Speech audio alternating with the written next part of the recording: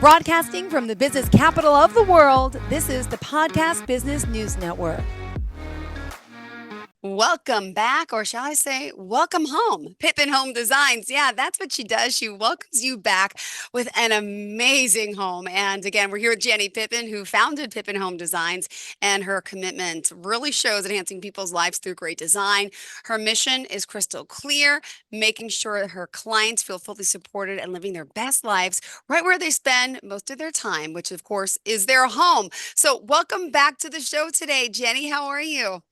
I'm doing great, Jill. I hope you are as well. I am and doing well. Weather's a little warmer here, and you're down in North Carolina, correct? Yes, yeah, we have a beautiful sunny. I think it's going to be quite a warm afternoon. Oh, well, we're Yeah. excited to have you here. What an amazing career in education and architectural design and the work you're doing. So, before we get started here, excited to have you back on Zoom as well. Tell us a little bit about Pippin Home Designs and what you do before we get into today's topic of conversation.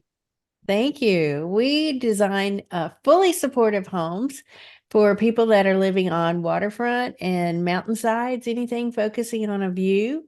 Could even be an equestrian estate or a farm. We design new homes and renovate existing homes as well. Well, we are thankful and grateful you're here again. The work is superior. Could you share the website, how we can find out more about you before we continue?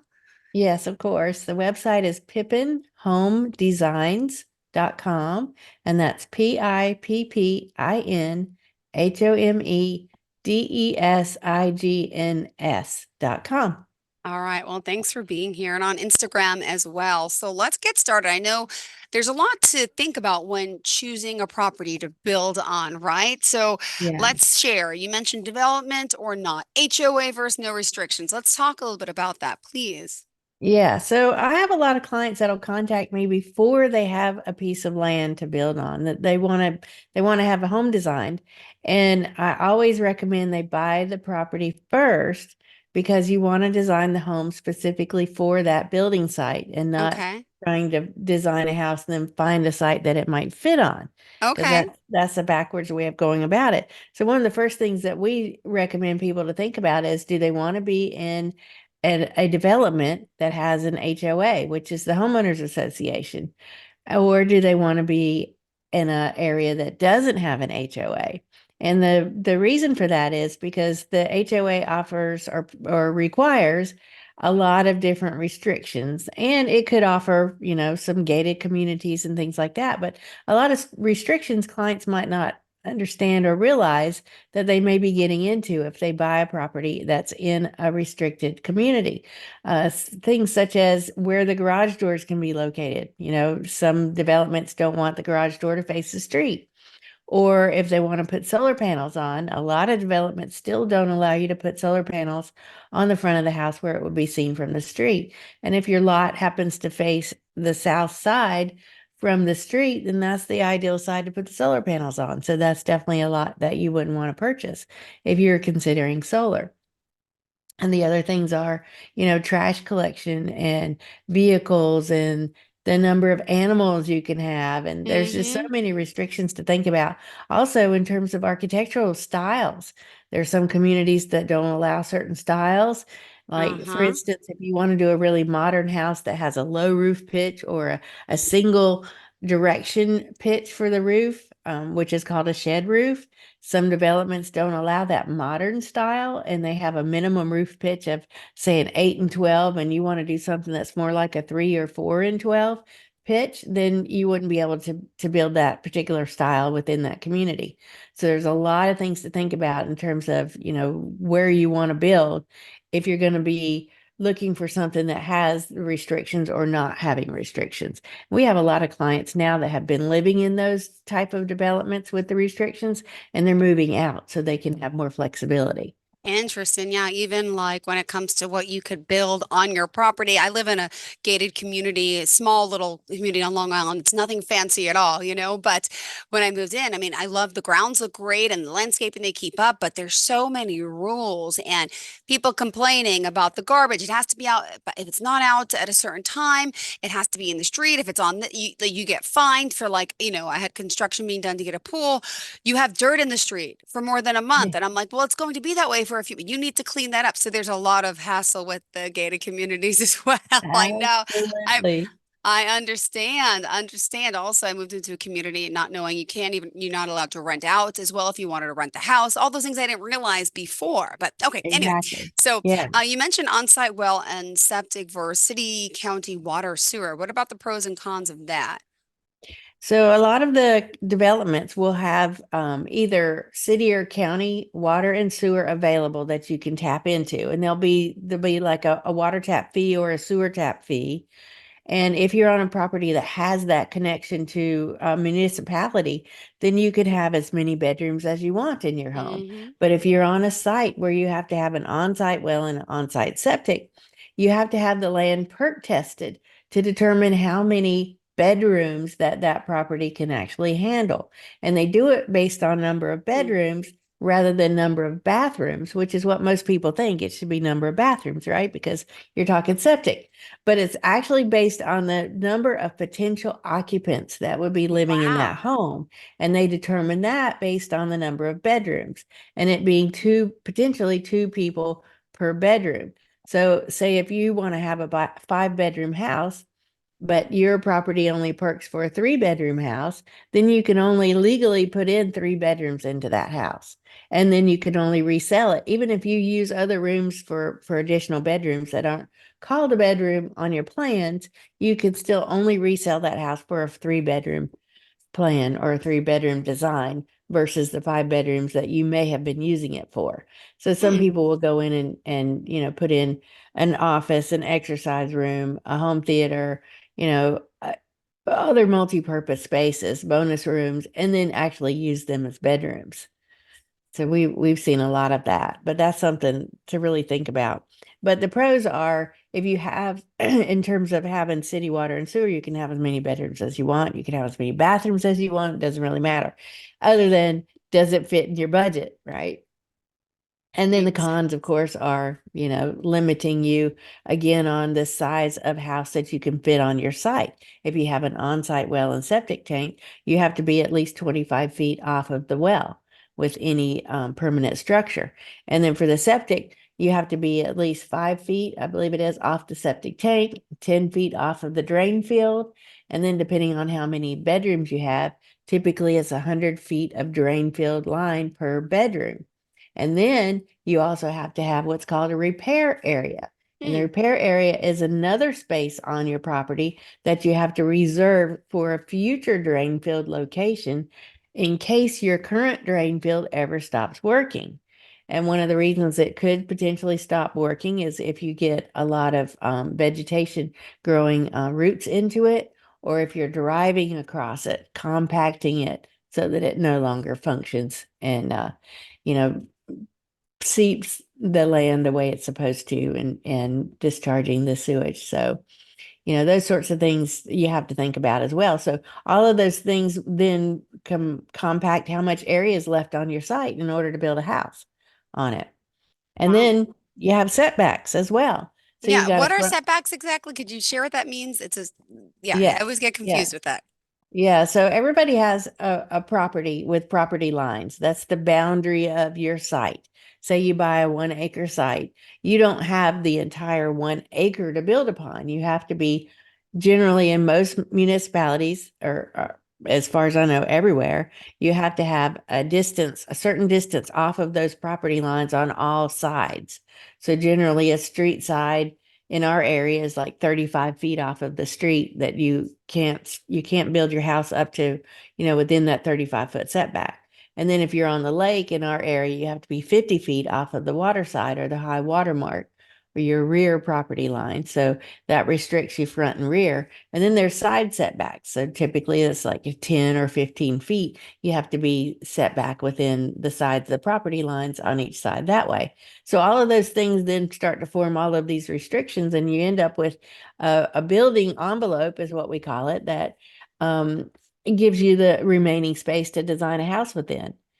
And so you want to try to find out what your site perks for and where the well is going to go in the beginning before you start designing. And then have your site plan or survey. And then you also want to have a topo, I don't think I put a topo on your list, but a Okay, good. topo What's is short for a topographical survey, which actually is the lay of the land. So you know if the land is sloped or flat, and then you can design the house based on that particular configuration of your land. oh my And goodness. if you've got a slope, then typically we put in a basement. In our area, we don't generally do full in-ground basements. I know they do that a lot up north. And a reason for that is because the frost line depth, you have to dig your foundation footings down far enough to get below the frost line depth. And it's much deeper in the north than it is in the south. So here where I am in North Carolina, our frost line depth is 12 inches. Hmm. So we only have to dig our basements or our actually our crawl spaces for our footings very shallow. And so if you want to have a basement in our area, we recommend you buy a lot that's got a slope so that you can build what we call a walkout basement.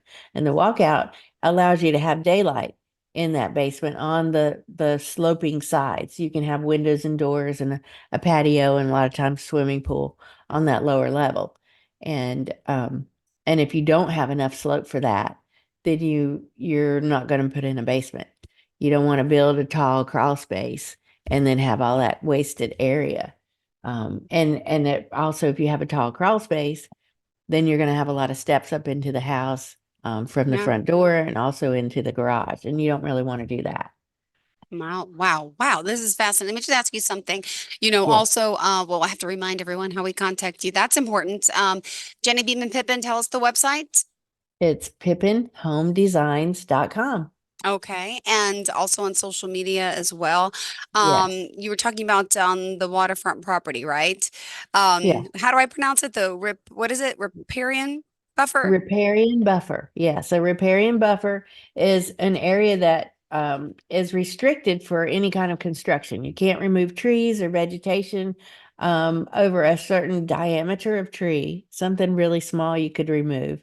But, I think it's 6 inches and above, you can't remove those trees at all. And the reason for the riparian buffer is to protect the water quality. So if you've got construction or other land uses going on, then you're going to have during rainstorms, you're going to have water runoff that is taking water flow down to the either your lake or your stream or whatever you're buffering, and that will protect the water quality because that vegetation then helps to filter whatever's coming down through that water, and also it protects the wildlife in that area as well. So keeping the that area safe and undisturbed for construction is what the main reason is for that riparian buffer. Got it. Now, also when you're buying a waterfront property, you should know like the water rights too, right? If you're allowed to build, to have what do we call it? Blanking. If you want to have your boat on the property, Yeah, if you don't a have a dock, dock. dock Hmm. usage and all. Yeah, Yeah, right. That's something too, right? 'Cause people might buy something without even, but these are things you should really be looking into for sure. Hopefully your realtor is knowledgeable, but if not, you always, it comes down to the property owner, right? exactly. Yeah, and there are some waterfront properties that they don't allow a dock on. So you have to make Hmm. sure that you are permitted to have a dock on that specific piece of property. It could be at the back end of a cove where you have very little water frontage, and sometimes those are the ones that end up not being able to put a dock on them. So that's something to think about. And those particular properties end up being less expensive than the ones that you can put a dock on. So some people are opting to buy those anyway, not worrying about having to have a dock and a boat. But if I were waterfront, I would want a dock and a boat. Yeah, Yeah. absolutely. Now, what about the Yeah. whole lay of the land? You mentioned there's slope lots, flat lots, and Yes. And so when you got a lot that appears to be a gentle slope and maybe not enough slope for a basement, it's really still important to have a topographical survey done because it can be very deceiving. We had a client that decided not to spend the money to have a topo done, and it appeared that there was a gentle slope and would maybe only be 3 to 4 feet of slope on the lot. So they decided to do a two-story house with no basement. So we designed the two-story house with no basement. And then once the builder was out there on site clearing the property and actually doing his own grade shots, he determined there was going to be about a 9 foot drop off of the back porch of the home that we designed. And even he was deceived until that was, that extra effort was done on site without the topo. And so we ended up, the client had to pay us to redesign the home to create a basement. So instead of having a 2-story home, we took the second floor, the rooms that were going in the second floor, and put them down below into the basement level. So it would have saved them time and money if they had gone ahead and taken our advice and gotten a topo in the beginning. We would have known that information. And I can share some plans that we have pulled up here on screen to just show you what that looks like if you'd like to see. Absolutely. I love that. Thank you. Okay, yeah. Let's see. All right, are you able to see? Yep, I got it right there. Yeah. Okay, let's see. I got a little box here I need to remove. There we go. Okay, so this particular site plan, there was an existing farmhouse, and the farmhouse was, can you see my cursor here where that Yep. little concrete slab Mm-hmm. note is? There was an old farmhouse here that was taken down, and there was an old road bed down to a pasture. And the new owners wanted to build a new house here. And because of how much slope was happening, they wanted to build the house in the area that had the least amount of slope. So you can see all of these lines are pretty close together up here on the upper part of the page. The closer those lines are together, that tells you how much slope there is. And there's more slope happening there than there is when those lines get further apart. So you can see where I have this little footprint of a potential house going here where these lines are the most farthest apart so that we could get it in the flattest area possible. So you can see these are 1 foot difference. So you got 28.95 here, and then Mm-hmm. you go to 2900. So you can, this tells you how much slope is happening through here. Got it. So I just extended that existing road bed on down and gave them a driveway through a drive-through carport on this house and down to a new barn they plan to build, and you could circle around and go right back out. Now, on this one, I'm not showing the septic field, but on this side of the driveway, there is going to be a septic drain field up here. And there's going to be a well over on, there actually is already a well for the original house over in this area. So it wasn't provided to me the exact location for that well on this survey that they gave us. But I can show you some other site plans as we go through this list. Let's see, where are we? Mm-hmm. Oh, retaining walls. So along this driveway, because of how steep this property is along the driveway, how close these lines are together, we'll likely end up putting some retaining walls on at least the upper side to hold back the land and create a wider drive. Another thing is this 48-inch walnut tree. This is something that's extremely important for this client to protect. And so we had that located. We'll have it staked and flagged and fenced and all sorts of things to protect this tree. It's extremely important. Mm-hmm. Let's see. And then Wow. we had one where we were talking about the path of the sun. I think that was the next question. Okay. Yeah, here we go. So when I am designing, I take into consideration where the sun is going to be rising, where it's going to be setting. Sort of that path then dictates where we put rooms within the home. So sometimes you want to have, all your morning rooms, like your kitchen and your breakfast, on the side that will be on the sunrise side. And then you'll have others that are like the master bedroom you might want on the sunset side. So I take those things into consideration. Also, we find like on a lakefront property, if you've got a home that faces due west on your best view side, due west is the hottest side. That's where the sun Okay. is coming around at the end of the day. The sun is setting, and a lot of times, well, south and west, but mostly on the west side, you're going to have that late afternoon sun coming in. And if you don't have proper shading designed into the home, like with covered porches and that sort of thing, and maintaining trees on that side, then we find that a lot of times the homes have all their blinds and shades closed, and so you're losing that view during that part of the daytime every single day. Yeah. versus having taken that into consideration and designing it so that you're able to maintain that with your vegetation and with your orientation of the rooms and windows and porches.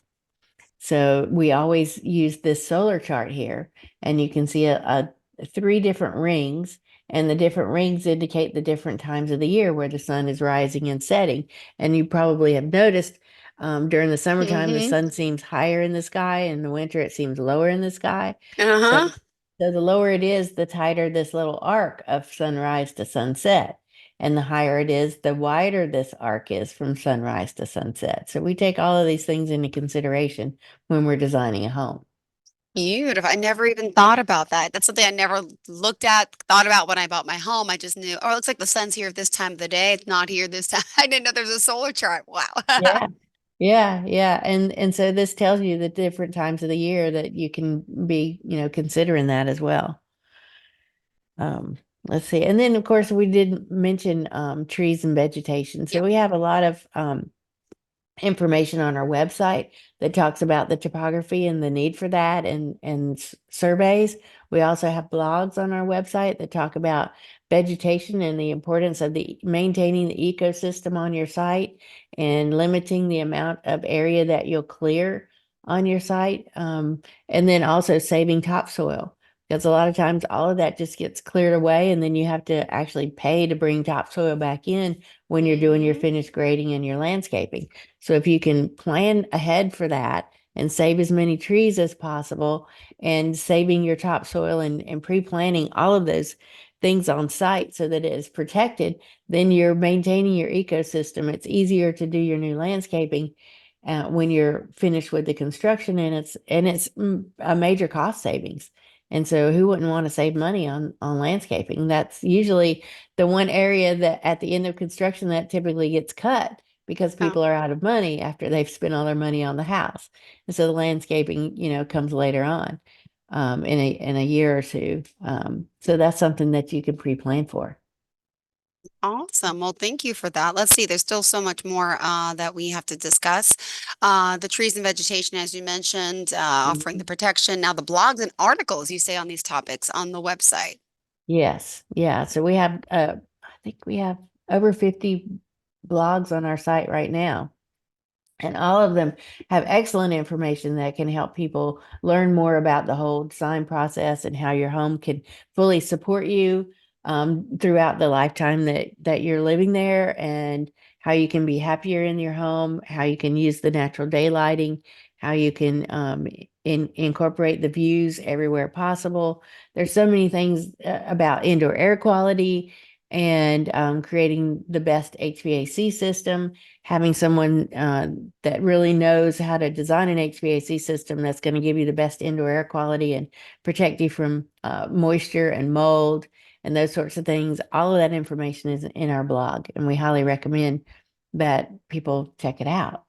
And now this No, this site plan that I'm showing right here has what's that that? solar chart. It also shows where the driveway's coming in, where Mm-hmm. the house is actually positioned, and it's showing where that drain field, and I can blow that up, where that Let me septic see. drain field is going to be Um, located. So there's the septic tank and the distribution box, and then these are the different lines for, I think it was perked for 3 bedrooms for this house. So they have one, two, and three, enough lines for 3 bedrooms here. Yeah, wow. so all of those things we have to take into consideration. You can see there's 10 feet off the house for the septic tank and 10 feet off the house for beginning the drain field as well. And then the repair area is noted here. So this is the backup area for if this drain field ever stops working, this is the area that it would be moved to. I didn't know what that meant. Okay. Yeah. Yeah.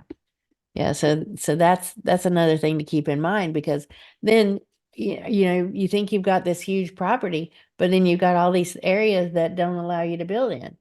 So then Mm-hmm. you're restricted more and more to how much of the space you can actually use to build your house in. And they also have some repair area on the front as another backup.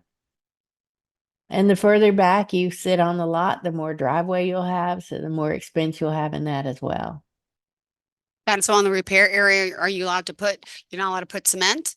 Just No cement. You can't drive on it. You can't put any grass? kind of Could you move? building on it. Yeah, you can do landscaping on it. Okay. Okay. Yeah.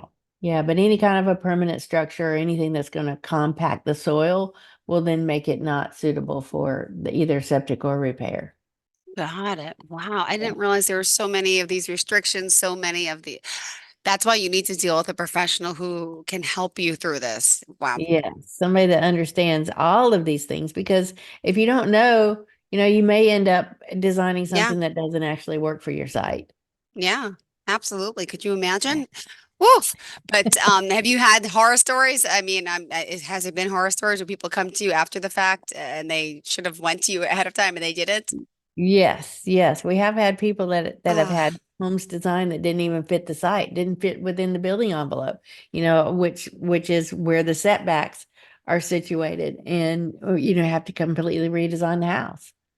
Yeah, so it's kind of a waste of money if you don't know all of this information and you don't give your designer all the information that they need to do their job properly. They need to know, all of the HOA restrictions. If you're building in one of those developments, they need to know all the architectural restrictions. They need to know they need to have the survey. They need to have the topo and they need to have any information related to your septic and your well. And if you don't need one of those, and also if you have, I didn't mention this on the list I sent you, but if you're going to connect to local natural gas lines, or if you're going to put in gas fireplace or a gas cooktop and you don't have the connection to natural gas, then you'll have to have an on-site propane tank and have propane brought to you.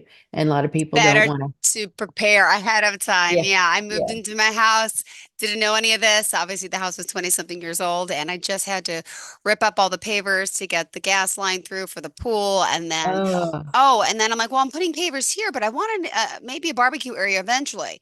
So I got the extension underneath in case for a future, but like those are the things nobody talks to you about. And as yeah. a yeah, if you're not in the business and you're a single woman and you don't know anything about this stuff, it's tricky. Ah, It is. And a professional can help, be a good guide for you so that you'll know what's going on and give you a lot of tips and information to help you not, have to tear things out and redo yeah. later on.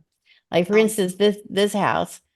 We're working on designing right now. We've got these drain lines here, and then we've got the repair area, and we had to squeeze the house and a tiny little pool in here to work around all of that information. And then, with the topo, there's a little area here that's a valley or a dip in the property. So the repair area had to go on either side of that. So all of these things really compacted where we could fit a house. and the pool, I see. And yeah, And the everything. pool, yes. So this particular client really wants to have a bigger pool. So Yeah. we're having to go back to the septic. The soil scientist is the guy who's designing the septic system for him, and the soil scientist will have to redesign the septic to see if he can create more space on the house on the site for the house, so that we can move the house up the hill and give the homeowner more pool. Wow. All right. Well, thank Yeah. you so much. Remind Yeah. us how we can contact you. Would you mind sharing and unsharing your screen?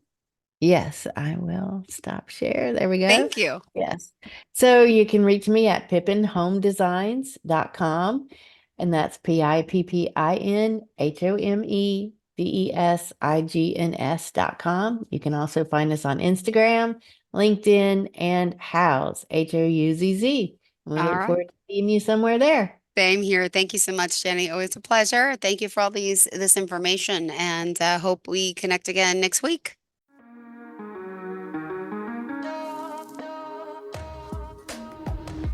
Broadcasting from the business capital of the world, this is the Podcast Business News Network.